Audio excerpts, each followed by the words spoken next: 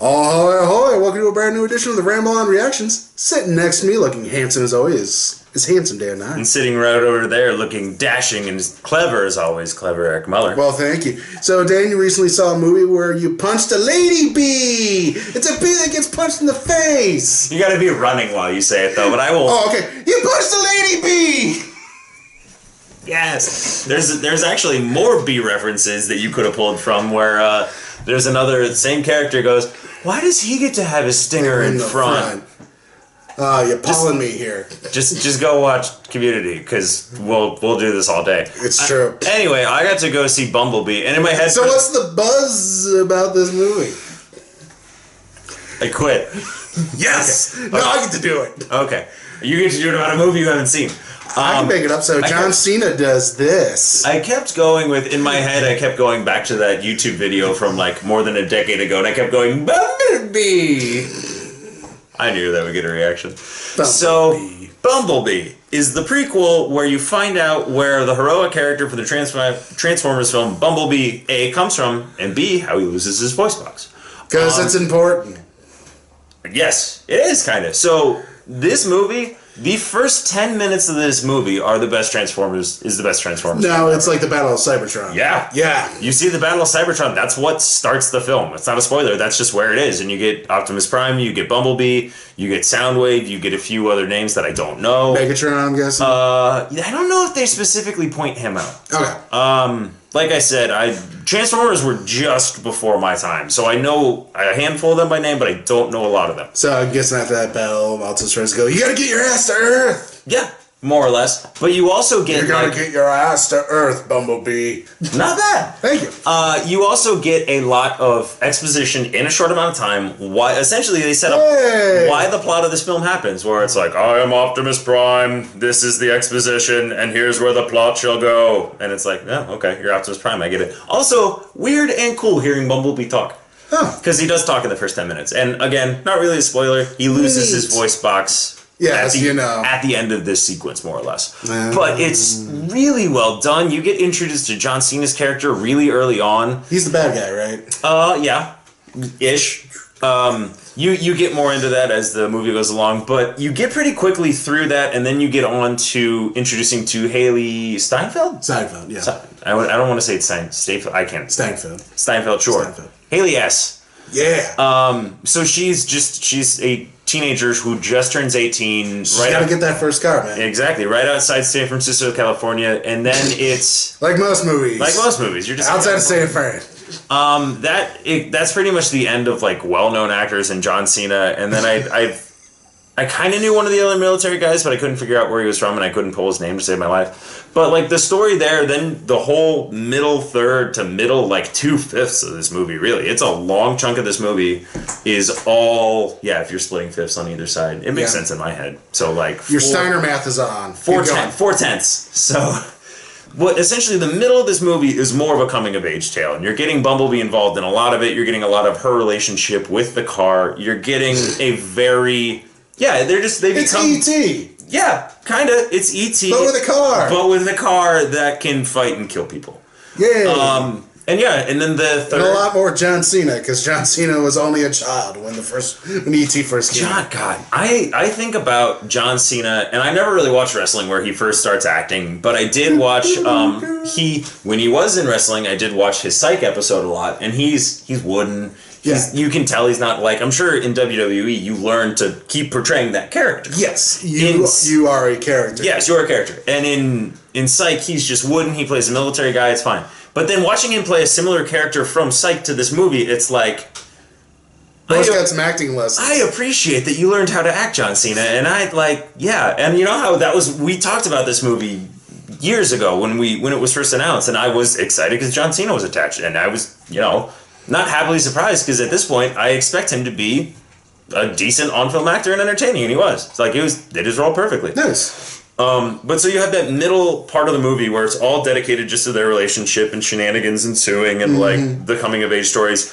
And then the button on the end, which is the action, which everyone knows is coming. But what I think is the big difference, and he's told me straight up, he's not going to go see this film, which we'll get to my recommendation at the end. But the story, the plot, the through line, and how things are communicated in this movie, it is a night and day difference. And that's not just a pun, because I'm pretty sure the director's name was Travis Knight.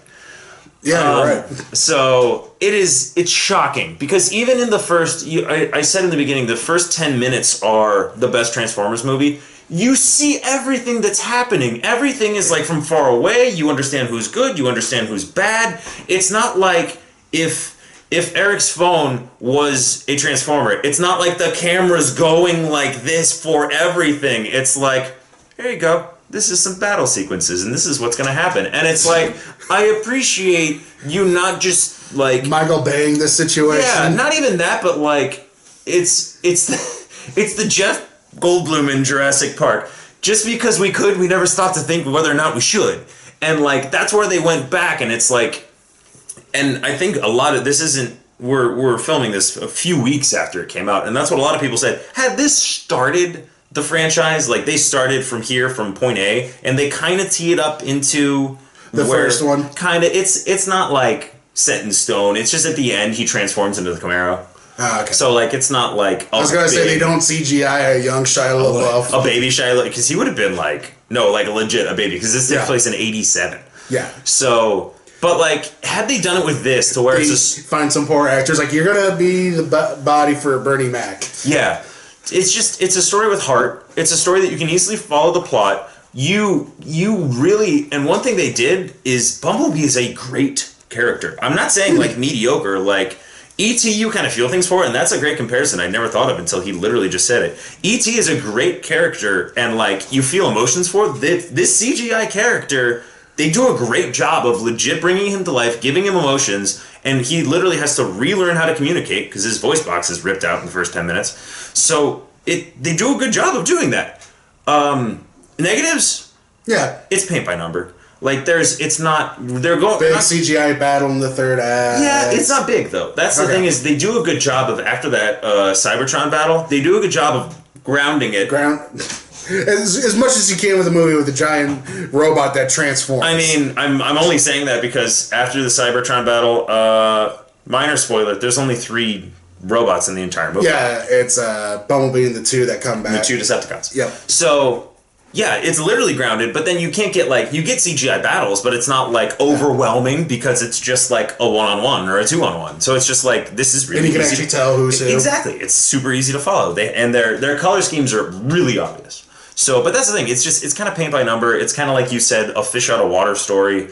And like, but what it is it's refreshing, and it's sad because this won't be. It's going to be the best film, and it'll probably be the least grossing. Yeah, probably. Like I said, I'll probably end up seeing it when it's on like Netflix or something because.